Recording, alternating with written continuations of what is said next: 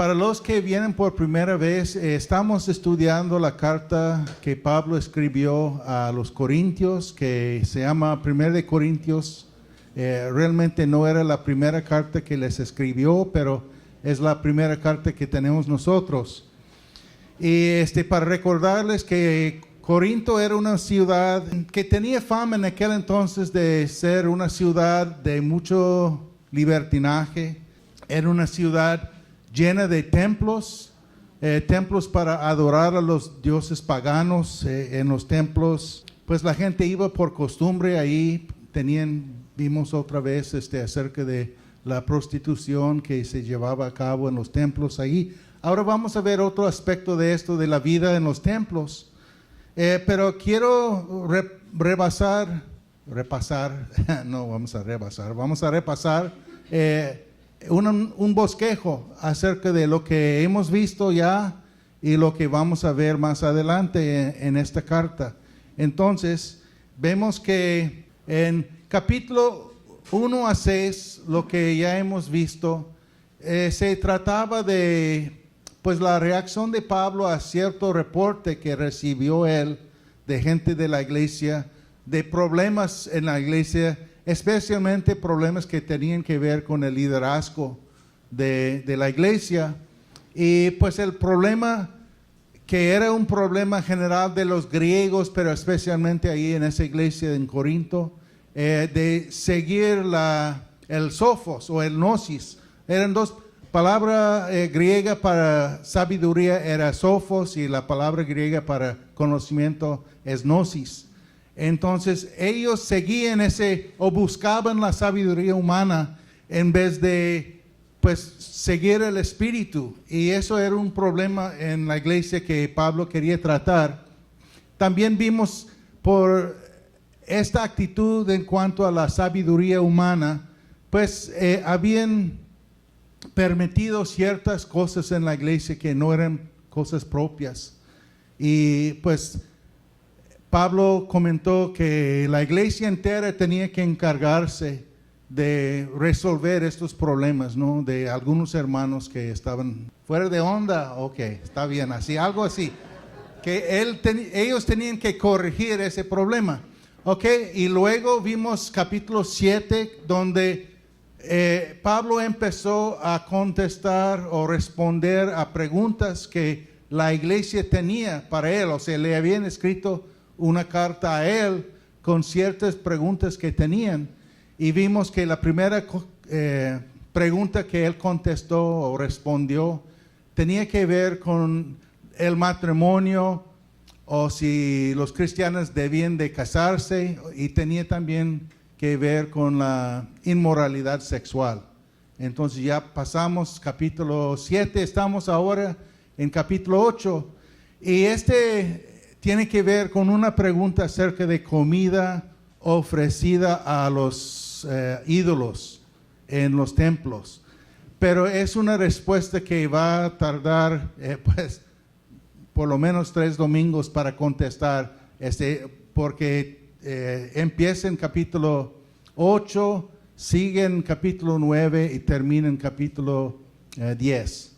Ok, entonces vamos a ver la primera parte de cómo Pablo contesta esta pregunta de las comidas ofrecidas a carne ofrecida a los ídolos en los templos. Ok, parte del problema cuando vemos estas cosas en esta carta es que no tenemos la carta de los Corintios acerca de qué es precisamente lo que preguntaron a Pablo. Pero por las respuestas de Pablo podemos analizar más o menos o tener una buena idea de lo que ellos le preguntaban. ¿Ok? Entonces, pues aquí Pablo va a empezar una respuesta en cuanto a esta cosa de la carne ofrecida a ídolos. Que realmente el problema no se trataba de la carne o de las comidas, como vamos a ver. Y sabemos por la respuesta de Pablo, que es una respuesta muy apasionada, que no era como una cuestión simplemente de la doctrina, sino algo que ya se había tratado con ellos anteriormente. Y pues algunos de estos hermanos de la iglesia desobedecieron o volvieron a hacer lo que estaban haciendo antes. ¿Ok? En capítulo 10, Pablo va a tratar con el problema de comer carne ofrecida a ídolos que se compraba en los mercados, ¿no? Esa es una cosa. Pero lo que vamos a ver en capítulo 8 es el problema de esa práctica que tenían ellos de comer en los templos. O sea, en aquel entonces, pues sacrificaban la carne en los templos y luego preparaban la carne para las personas los adoradores. Ok. Y estas comidas que tenían en el templo tenían un sabor de culto religioso. O sea, no era en parte como algo social, pero también tenía algo de la adoración de esos dioses falsos ahí. ¿Ok? Así es como funcionaba esto. O sea, un adorador pues gentil o pagano llegaría al templo con una ofrenda de carne, ¿no? Entonces se dividía ese carne, esa ofrenda en 3 porciones. Una porción quemaban en el altar del Dios. Otra porción apartaban para los que servían en el templo. Y con la última porción, eso preparaban para servir en la mesa de ese Dios. O sea, y los adoradores ahí participaban en esa comida. Ok, ¿están conmigo hasta ahí? Ok, entonces ellos consideraban esta comida como parte de su adoración a ese Dios, de participar en la mesa de ese Dios. Entonces, en parte eran comidas religiosas, pero también servían como algo social. O sea, en aquel entonces los templos eran un poco como los restaurantes, donde la gente podía llegar y comer juntos, ¿no? Y era la costumbre en aquel entonces, si alguien quería celebrar algo, pues invitaba a sus amigos o a la gente a un templo para participar en una fiesta ahí, o sea, en tipo salón de fiestas en aquel entonces, ¿no? Entonces la gente celebraba ahí en el templo lo que querían celebrar, ¿no? Iban a tener una fiesta ahí. Así que es muy probable que los corintios cristianos desde su niñez habían participado en esas comidas, esas fiestas en los templos. Era algo de toda la vida para ellos. Y parece que después después de la salida de Pablo de Corinto, que algunos de estos hermanos volvieron a ir a frecuentar los templos y comer ahí, aunque Pablo lo había prohibido. Él lo prohibió como algo de idolatría. Y ellos, esos hermanos se justificaban en 4 áreas. O sea, hay 4 puntos que Pablo va a refutar de ellos, ¿ok? Entonces, por las respuestas de Pablo a este asunto, podemos concluir que este grupo de hermanos cristianos en la iglesia continúa con esa práctica, y por eso ellos tuvieron 4 argumentos para como contradecir a Pablo en esto. Entonces, el primer argumento fue que ellos tenían todo el conocimiento en cuanto a los ídolos, que quería decir que pues sabemos nosotros, o sea, dirían estos hermanos, pues que hay un solo Dios, así que esos ídolos no cuentan para nada. Solo que iban al templo para comer con sus amigos. Así, ellos no adoraban ahí a los dioses falsos o dioses paganos. Ahora Pablo estaría de acuerdo con esta conclusión, ¿no? Pero no estaba nada de acuerdo con el motivo de ellos que él va a tratar en esta parte de la carta. ¿Ok? La segunda cosa que dirían ellos es que la comida en sí no tiene importancia. O sea, esa comida, esa carne ofrecida o no a Dios, eso no tiene importancia para Dios. Y eso también era cierto. La comida no cuenta para nada. Pero el argumento de ellos sería que si la comida no le importa a Dios, entonces donde se come tampoco tiene importancia. Así que si comen en el templo o no, eso no importa eso. Okay. Su tercer argumento, que no vamos a ver ahora porque la respuesta viene en capítulo 9, pero ellos decían que Pablo no tenía autoridad para prohibir tales cosas. O sea, rechazaban la autoridad de Pablo. Vamos a ver en capítulo 9 que tiene que defender su autoridad como apóstol. Entonces, ellos, como vimos en los primeros capítulos, ellos se creían más sabios que Pablo, o sea, que como le habían rebasado en su conocimiento y su sabiduría. Y quizás por eso, pues veían a Pablo como impredecible en cómo trataba a diferentes hermanos, como vamos a ver también en capítulo 9, donde él dice, me hice todo para todos a fin de salvar a algunos. O sea, vamos a ver que esa es parte de, pues Pablo se ponía como judío con los judíos y como gentil con los gentiles. Entonces quizás esos hermanos veían eso, pues Pablo no es muy constante, quizás es lo que pensaban. ¿Ok? Entonces, el último argumento quizás de ellos, Pablo contesta en capítulo 10, donde parece que ellos tenían una idea de que los hermanos que se habían bautizado y que tomaban regularmente la Santa Cena, pues no tenían problema, no estaban en peligro de caerse, o sea, como si fueran inmunes a las tentaciones. Y ese es un argumento que Pablo va a contestar en capítulo 10. Pero ahorita vamos a leer la primera parte de esta respuesta de Pablo en capítulo 8. Ok, empezando en versículo 1. Dice, en cuanto a lo sacrificado a los ídolos, es cierto que todos tenemos conocimiento.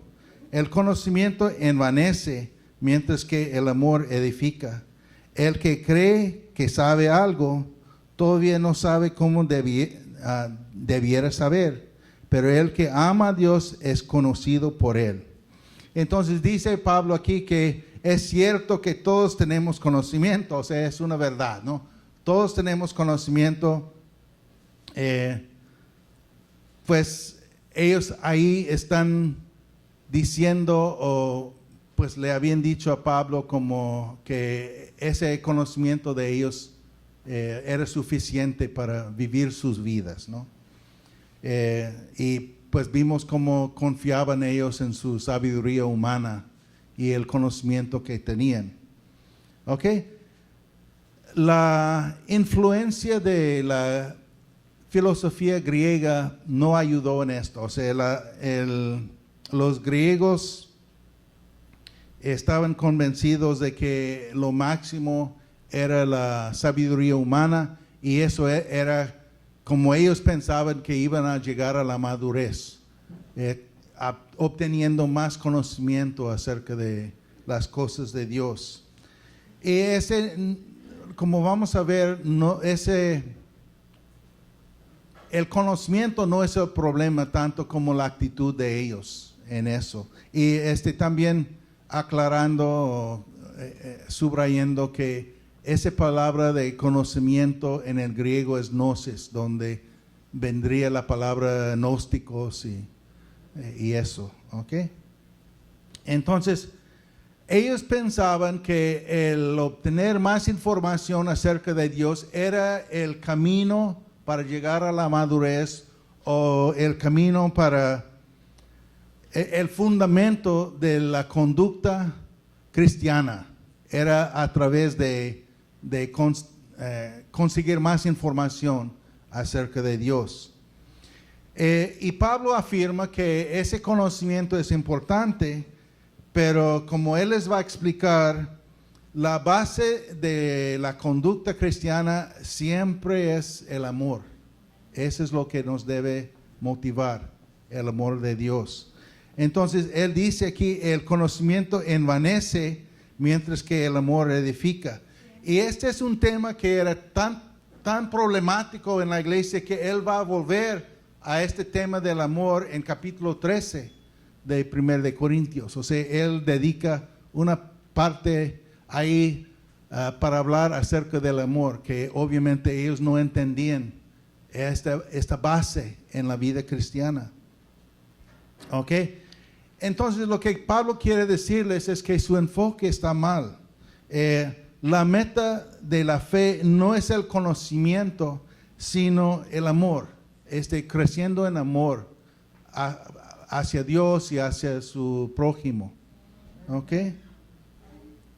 Ahora, él sabe que va a tener puntos en común con sus detractores, como lo de, pues hay un solo Dios. Pero él quiere enfatizar que su actitud, su motivo está mal. O sea, lo que ellos creen acerca de conocer a Dios. ¿Ok? Y la preocupación de Pablo aquí es que esa actitud de esas personas que se creían que tenían mucho conocimiento, eso va a hacer daño a los hermanos débiles, entre comillas. O sea, los hermanos que todavía están luchando con esas cosas como la idolatría y cosas así. ¿Ok? Ellos hubieran dicho, es el conocimiento que edifica. Y Pablo dice, no, señores, no es así. ¿Sí? Es el amor que nos edifica a nosotros. Entonces, fíjense que todavía no está hablando de comidas, está hablando de la actitud que ellos tenían acerca de o sea, su motivación como cristianos en su conducta. Ahí está el meollo del problema que ellos tienen. Otra manera para decir esto de lo que dice ahí en versículo 3, dice, si alguien cree haber alcanzado el conocimiento, aún no sabe cómo debería saber, pero si alguien ama, verdaderamente sabe. ¿Ok? Entonces él está enfatizando la importancia del amor ahí y no tanto el conocimiento. Ok, seguimos, versículo 4. De modo que en cuanto a comer lo sacrificado a los ídolos, sabemos que un ídolo no es absolutamente nada y que hay un solo Dios. Pues aunque haya los así llamados dioses, ya sea en el cielo o en la tierra, y por cierto que hay muchos dioses y muchos señores. O sea, él se refiere aquí a los dioses de los griegos y los romanos, que pues había dioses en el cielo, había dioses en la tierra y pues vivían en todas partes según ellos. Para nosotros no hay más que un solo Dios, el Padre, de quien todo procede y para el cual vivimos. Y no hay más que un solo Señor, es decir, Jesucristo, por quien todo existe y por medio de él, del cual vivimos. Ok, entonces Pablo reconoce objetivamente que no hay otros dioses en el mundo, ¿verdad? Pero él reconoce que las personas que creen en esos dioses, es una realidad que para ellos, los paganos que confían en esos dioses, sí, para ellos esos dioses falsos son reales. ¿Ok? Ese es su argumento aquí. No existen, pero para los que creen en ellos sí existen. ¿Ok?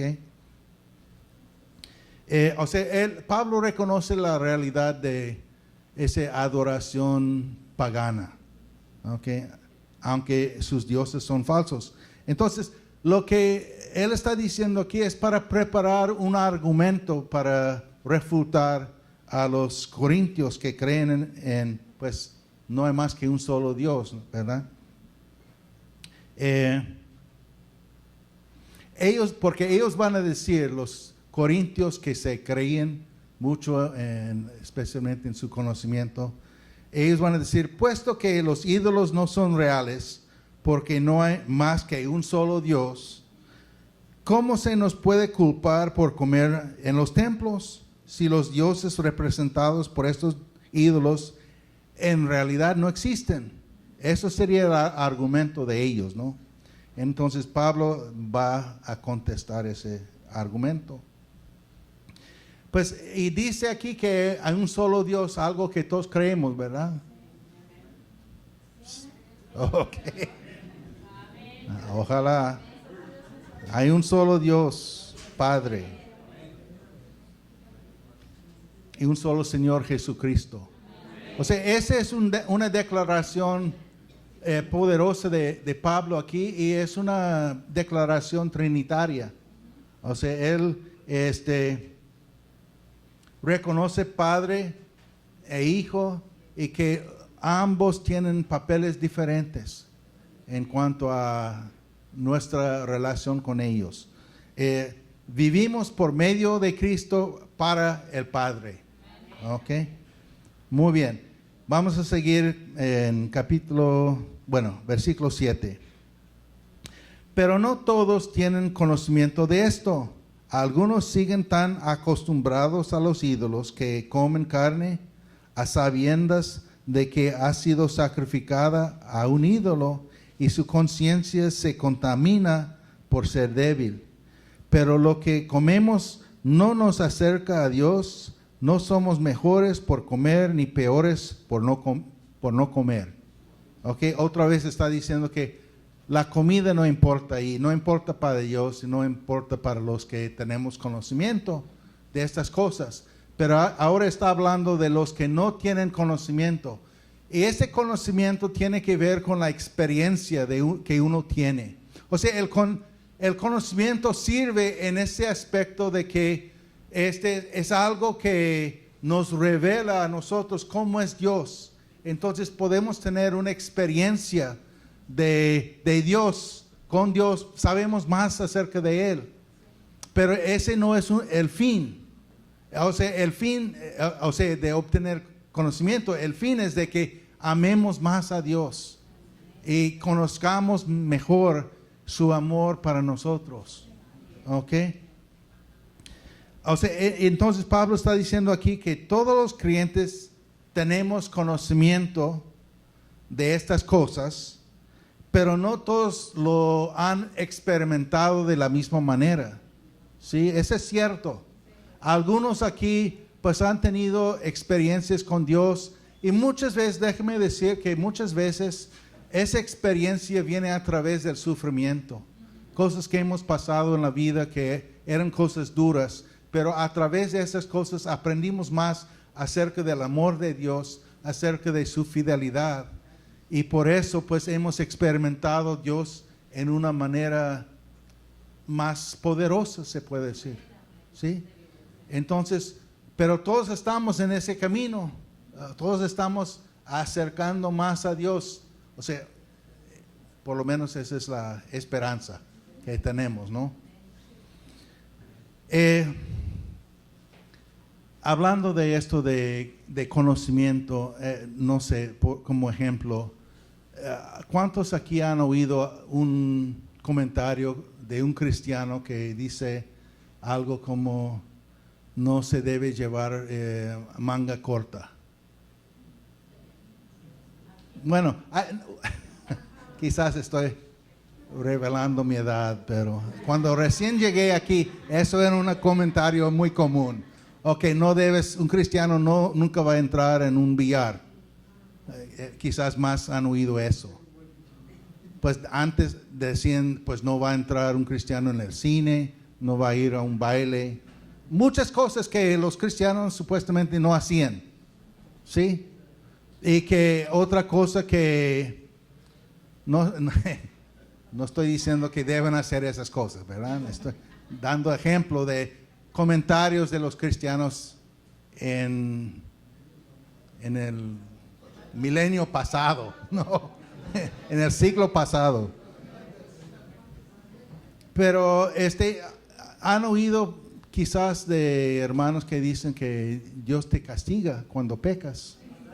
¿Ok? O que Dios se complace con el flagelamiento. Esa es la palabra. Flagelarse. ¿Sí? Ok, esas cosas pues son ideas que tienen algunos cristianos. Ok. Entonces Pablo está hablando del conocimiento. El conocimiento está bien en cuanto a que enseñe nuestra conciencia. ¿Sí? Entonces la palabra de Dios enseña nuestra conciencia para saber lo que Dios le complace y lo que no le complace. ¿Ok? Ok. Muy bien. Entonces, la vida anterior de estos cristianos corintios influía en su vida presente, como en todos nosotros. Nuestra vida anterior influye en nuestra vida presente. O sea, vimos esto varias veces ya en otras prédicas acerca de la cosmovisión. O sea, es la percepción que cada uno tiene de la realidad, cosas que son reales. Y esta es la palabra de Dios que nos instruye en las cosas que sí son reales, aunque sean invisibles, son reales, ¿no? Como del amor de Dios. Entonces, esto de faltar quizás conocimiento acerca de Dios o faltar experiencias con Dios, influía en las vidas de los corintios esas. Por eso Pablo dice que esos hermanos débiles, porque todavía quizás no están convencidos del amor de Dios, o no están convencidos de que ya Dios los liberó de comer esa carne. ¿Sí? O sea, la carne no importa, pero para algunos de ellos que crecieron en la idolatría y todavía quizás están luchando con eso, pues Pablo dice que mira, hay que tomar en cuenta a esos hermanos, son débiles. O sea, hay hermanos que tienen una conciencia débil, que si comen carne ofrecida a un ídolo, eso va a perturbar su conciencia. ¿Ok? Entonces, lo que Pablo está diciendo aquí, no es un asunto de comidas ni de carnes, es un asunto de la conciencia de uno. Como cristianos, escúchenme, si no escuchan otra cosa, es lo más importante. Los cristianos nunca debemos violar nuestra conciencia, ¿sí? Aun cuando nuestra conciencia está equivocada. En el caso de estos hermanos débiles, ¿no? Si comieran carne, eso iba a molestar su conciencia. Pues tenían que aprender de la Escritura que esa no era cosa mala, comer de esa carne, porque no le importa a Dios de dónde viene esa carne. Bueno, quizás le importe si está contaminada la carne, pero o sea, el punto es que no debemos violar la conciencia y tenemos que tener cuidado de no enseñar o poner un ejemplo nosotros que puede animar a otro hermano a violar su propia conciencia. Ese es el punto. Ok, vamos a seguir, versículo 9. Sin embargo, tengan cuidado de que su libertad no se convierte en motivo de tropiezo para los débiles. Porque si alguien de conciencia débil te ve a ti, que tienes este conocimiento, comer en el templo de un ídolo, ¿no se sentirá animado a comer lo que ha sido sacrificado a los ídolos? Entonces ese hermano débil por quien Cristo murió se perderá a causa de tu conocimiento. Al pecar así contra los hermanos, hiriendo su débil conciencia, pecan ustedes contra Cristo. O sea, está muy fuerte eso. Por lo tanto, si mi comida ocasiona la caída de mi hermano, no comeré carne jamás, para no hacerlo caer en pecado. Ok, entonces, estos hermanos que volvían a los templos para comer, ellos tenían conocimiento de su libertad en Cristo, pero dice que Pablo que no deben de usar su libertad para insistir que ellos tienen el derecho de hacer lo que va a hacer daño a su hermano, ¿sí? Que va a hacer caer su hermano. Su libertad no es para eso. ¿Ok? Dice aquí que efectivamente el conocimiento de ellos, que era el conocimiento correcto, pero ha hecho daño a sus propios hermanos, por quienes Cristo ha muerto. Okay, entonces es un regaño fuerte de parte de Pablo acerca de, pues, pensar bien en lo que estás haciendo, ¿verdad? No es comida que provoca el problema, es la conciencia, o más bien es la idolatría que provoca el problema. O sea, ellos, los hermanos de conciencia débil, acababan de escapar de la idolatría, y la conducta de estos hermanos con conocimiento les está haciendo daño, de que pueden volver a entrar en los templos paganos y caer en la idolatría otra vez. ¿Ok? Pablo sabía muy bien el poder del enemigo para usar las cosas ocultas y las tentaciones para hacer a los hermanos caer otra vez en el pecado. Entonces él está dando consejo sabio aquí.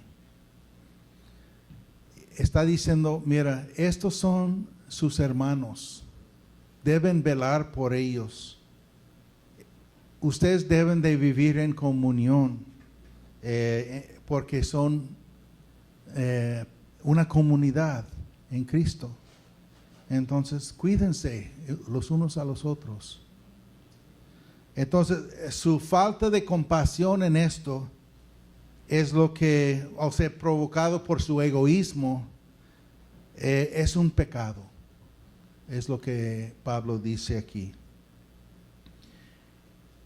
Entonces, era un asunto de compasión, de vivir en comunión unos con otros. Lo que se me hace interesante aquí en esto, hemos visto anteriormente también acerca de la mesa de gracia. O sea, en el hebreo, la palabra mesa, donde se come, ¿no? En la mesa, es una palabra compuesta que literalmente quiere decir lugar de gracia. Entonces la mesa es lo que vamos a compartir ahorita, la mesa del Señor. Ellos comían en los templos en la mesa de esos dioses paganos. O sea, hay algo sobrenatural que está pasando ahí. En capítulo 10, Pablo va a hablar de comer en la mesa de demonios, ¿no? O sea, va a tocar ese aspecto.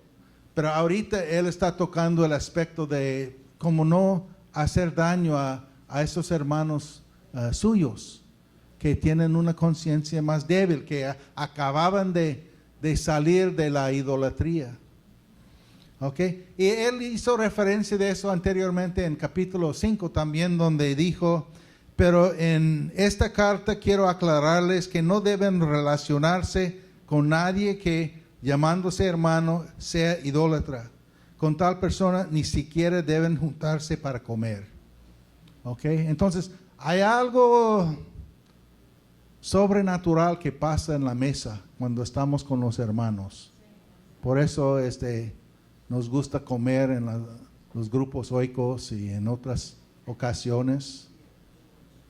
Luchamos a veces con la dieta, pero lo importante ahí es que estamos compartiendo con los hermanos.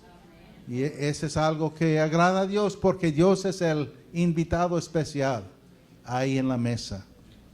¿Ok? Todo lo que se hace dentro del cuerpo de Cristo, todo lo que afecta a las relaciones que tenemos unos con otros, debe ser motivado por el amor. O sea, el amor que tenemos los unos por los otros. O sea, no debemos violar ese amor. A la vez, tengo que aclarar aquí lo que Pablo está diciendo y lo que no está diciendo en este capítulo. No está diciendo aquí que no está hablando de no debemos ofender o no, está prohibido ofender a otro hermano. Sí, ese no es el punto, más bien, de lo que Pablo está diciendo. Por ejemplo, que yo llevara manga corta y otro hermano dice: ay no,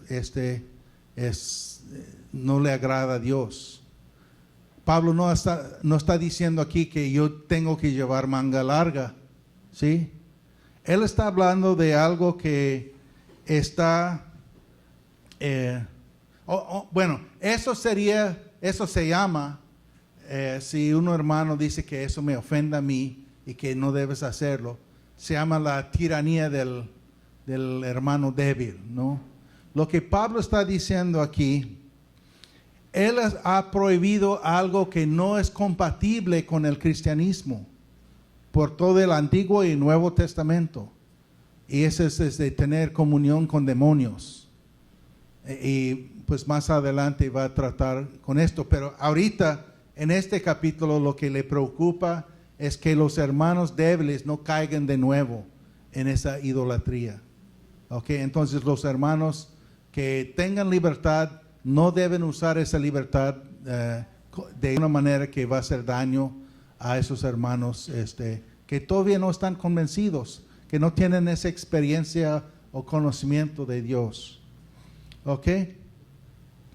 Entonces, el punto de Pablo aquí, si vamos a hacer resumen, es que nosotros como hermanos en Cristo debemos conducirnos de una manera que otros hermanos pueden imitar. ¿Sí? Eso es lo que decía Pablo: imítenme a mí. Y cuántas veces he pensado: ay Señor, que no me conviene ese versículo. Pero eso es lo que debemos hacer, comportarnos de tal manera que otros hermanos cristianos pueden imitar nuestra conducta. ¿Ok? Entonces, el final aquí, el fundamento de la conducta cristiana es el amor, no el conocimiento. El conocimiento es bueno, es necesario, pero no es la base o fundamento de nuestra conducta como cristianos. Siempre es el amor hacia el prójimo, especialmente hacia nuestros hermanos en Cristo. ¿Ok?